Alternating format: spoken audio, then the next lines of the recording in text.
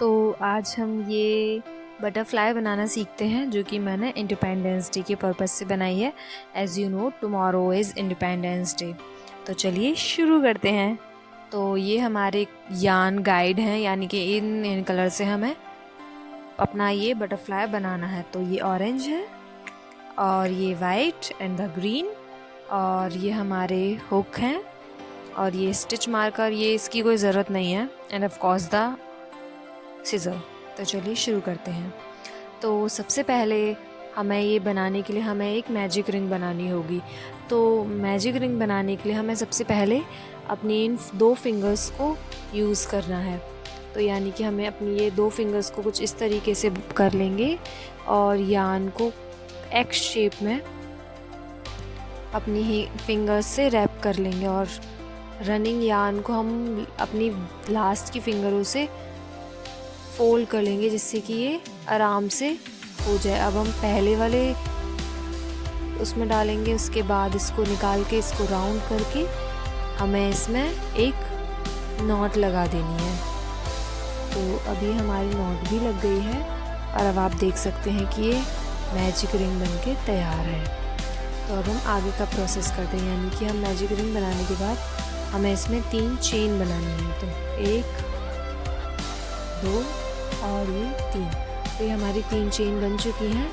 अब हमें इसमें एक डबल क्रोशे करना है। तो डबल क्रोशे के लिए हमें यान को पुल ओवर और नाउ पुल ओवर द यान विद इन 2 लूप्स। तो ये 2 लूप से बाहर करेंगे और अब हम यहाँ पे 2 चेन बनाएंगे। ये हमने 2 चेन बना ली।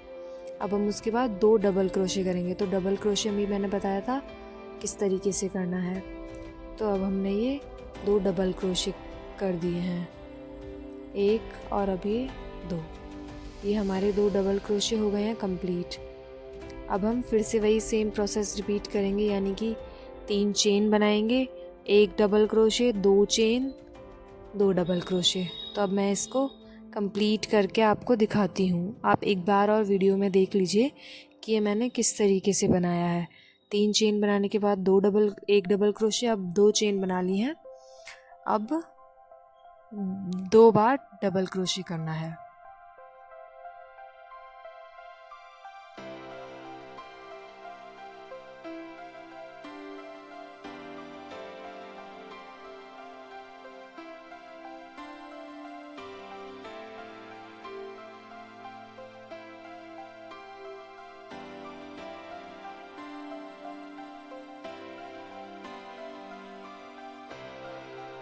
तो अब हम हमारा ये कंप्लीट हो गया है।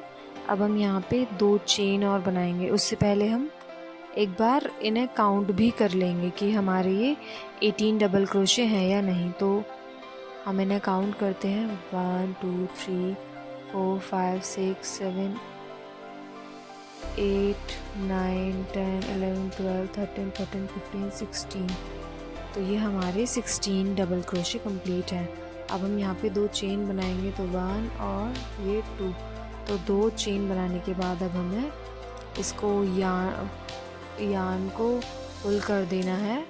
और अब हम ये जो हमने 3 चेन बनाई थी उसमें ये जो हमने 3 चेन बनाई है, इसी में हम हुक को इंसर्ट करके स्लिप स्टिच लगा देंगे। तो ये हमारा स्लिप स्टिच हो गया। तो हमारा यानी कि पहला राउंड बनके कंप्लीट हो चुका है। अब हम यान को थोड़ा सा पुल करेंगे और सीज़र की हेल्प से इसको कट कर देंगे। तो पहले हम अपने MR को भी क्लोज़ कर लेते हैं। जो हमारा यान था उसको हम खींच लेते हैं, और ये हमारा भी कुछ इस तरीके से दिख रहा है। और अब हम इसे कट कर लेंगे और ये हमारा कंप्लीट हो चुका है। तो अब हमने ये कंप्लीट कर लिया है। अब हम आगे दूसरे राउंड की तरफ बढ़ते हैं। तो दूसरा राउंड यानी कि अब हम वाइट कलर से कंप्लीट करेंगे।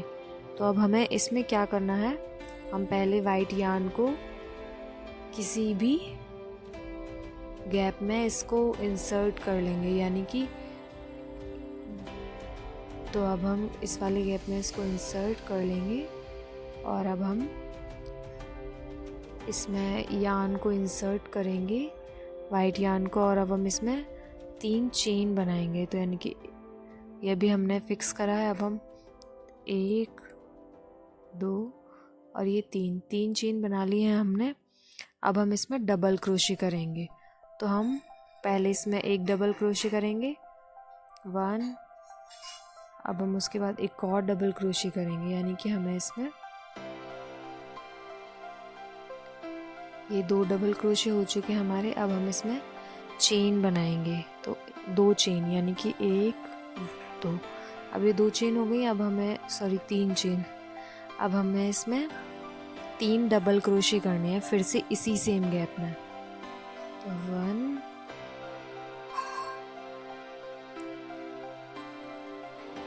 2 और ये 3। तो ये हमारा कंप्लीट हो गया। अब आप देख सकते हैं ये जो गैप है हमारा, इसमें हमें 3rd राउंड कंप्लीट करना है ऐसे ही गैप्स में। तो हम इसी तरीके से सारे जो हमारे ऑरेंज में गैप दिए हैं हम इनको कंप्लीट करेंगे। ऑल्दो ये गैप जो है 3 स्टिचेस के बाद हैं, मैंने ये कुछ ज़्यादा ही कर लिए थे तो ये मेरा ज़्यादा ही थोड़ा मुड़ा हुआ बन जाएगा। आप आगे वीडियो में देखिए, पर आप इसको हर 3 स्टिचेस के बाद जहाँ गैप हो उधर कंप्लीट करना है। तो यानी कि हमें 3 डबल क्रोशे करने हैं, फिर 3 चेन बनानी है, फिर से 3 डबल क्रोशे करने हैं। इसी तरीके से हमें ये पूरा प्रोसेस रिपीट करना है।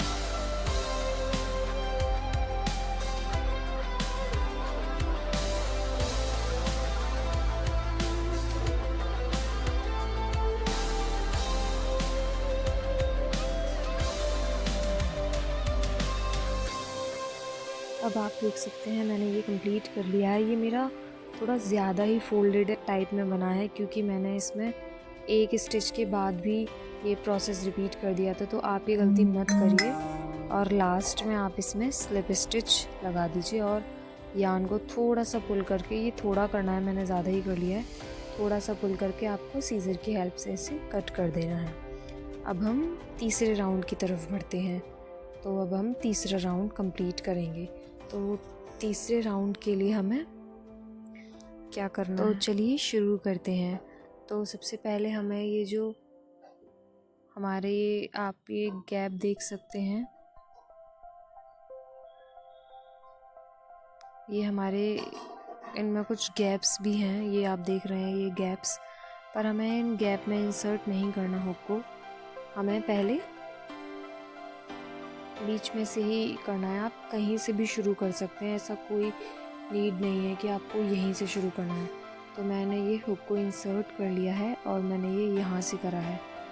तो यहाँ पे मैं एक चेन बना लूँगी। अभी आप गैप जो देख रहे हैं ये वाला, हाँ ये गैप, इसमें हमें 5 डबल क्रोशे करने हैं। तो यानी कि हम यहाँ 5 डबल क्रोशे कर देते हैं पहले।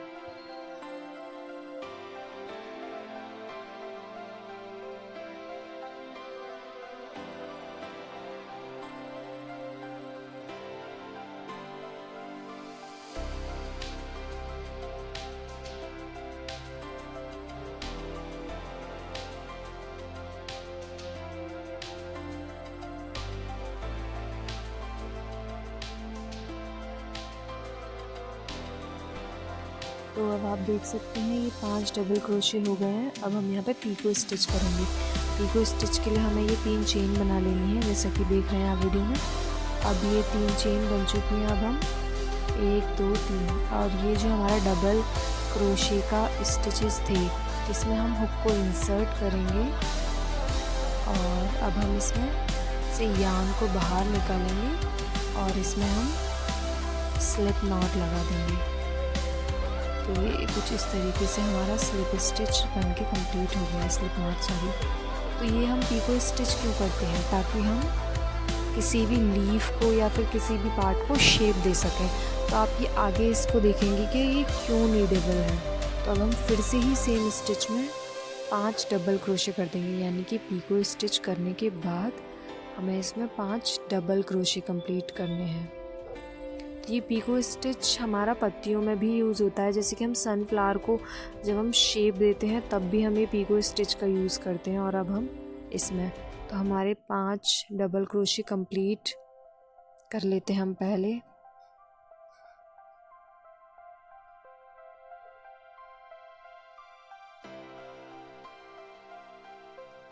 तो जैसा कि आप देख सकते हैं ये हमारा कुछ इस तरीके से ये हमारा ट्रायंगल जैसा शेप दे रहा है, यानी कि ऊपर वाली एज को ये कंप्लीट करता है। तो हमारे यहाँ पे आप देख सकते हैं 5 डबल क्रोशे कंप्लीट हो चुके हैं। अब हमें क्या करना है इसमें, अब हमारे 3 स्टिचेस छोड़ने के बाद जो गैप है, यानी कि लेट मी शो यू, ये हमारा कुछ इस तरीके से दिख रहा है। और अब हम इसी वाले स्टिच में हुक को इंसर्ट करके 3 गैप के बाद हमारा ये छोटा सा, ये हमारा 3 गैप के बाद आप देख सकते हैं ये जो हमारा गैप है इसमें हमें हुक को इंसर्ट करना है। आप देख सकते हैं ये वाला गैप, तो इसमें हमें हुक को इंसर्ट करना है और यहाँ पे हमें सिंगल क्रोशे करना है। तो ये हमारी एक लीफ या एक पार्ट जो है वो बनके रेडी हो चुका है। अब हम सेम प्रोसेस इस वाले स्टिच में भी रिपीट करेंगे, वही 5 double crochet, picot stitch, 5 double crochet और लास्ट में सिंगल क्रोशे। तो अब मैं इसे भी पूरा कर लेती हूँ पहले।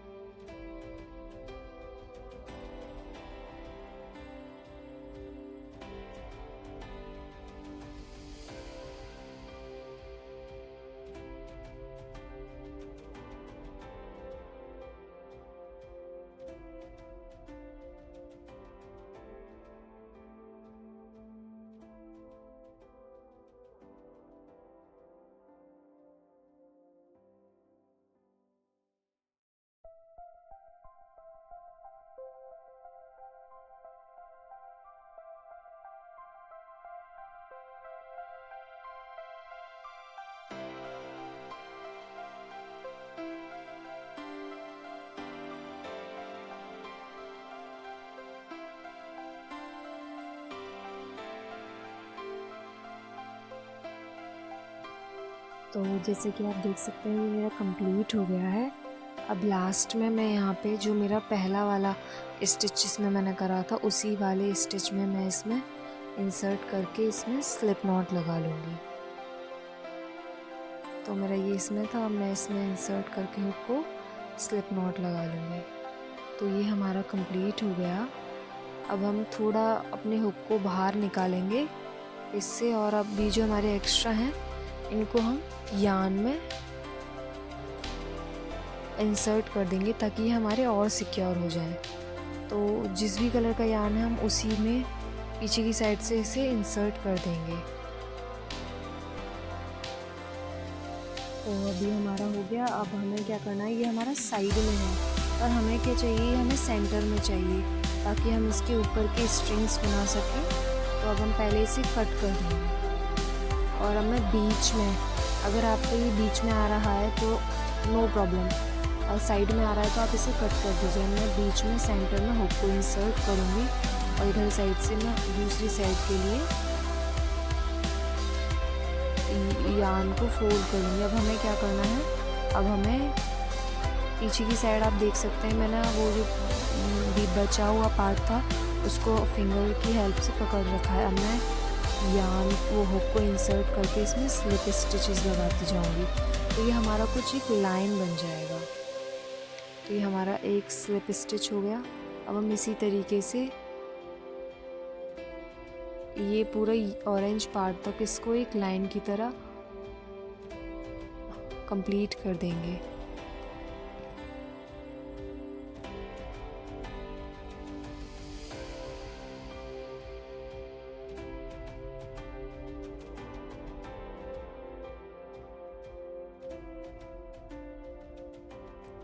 तो आप देख सकते हैं कंप्लीट हो गया। लास्ट में मैं इसमें 5 चेन बनाऊंगी। तो ये मेरा तीसरा चेन है और ये चौथा और ये लास्ट 5वां।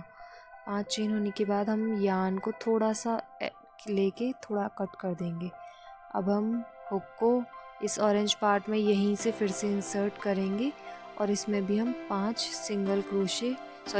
चेन बना देंगे।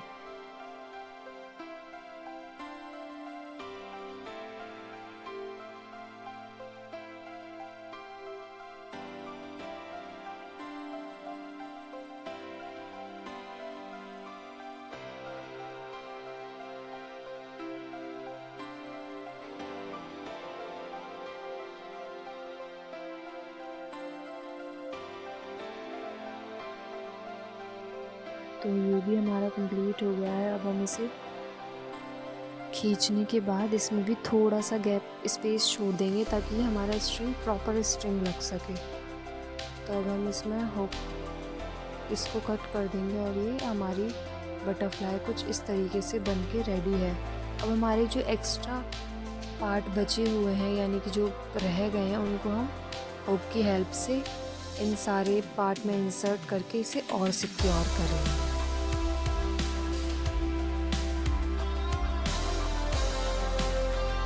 तो ये हमारा सुंदर सा बटरफ्लाई बनके रेडी हो चुका है। अब आप इसे देख सकते हैं कि ये साड़ी पर लगने के बाद इसमें हम पिन भी ऐड कर पिन को अटैच कर लीजिए और ये साड़ी पे लगने के बाद कैसा दिखता है। Let me show you.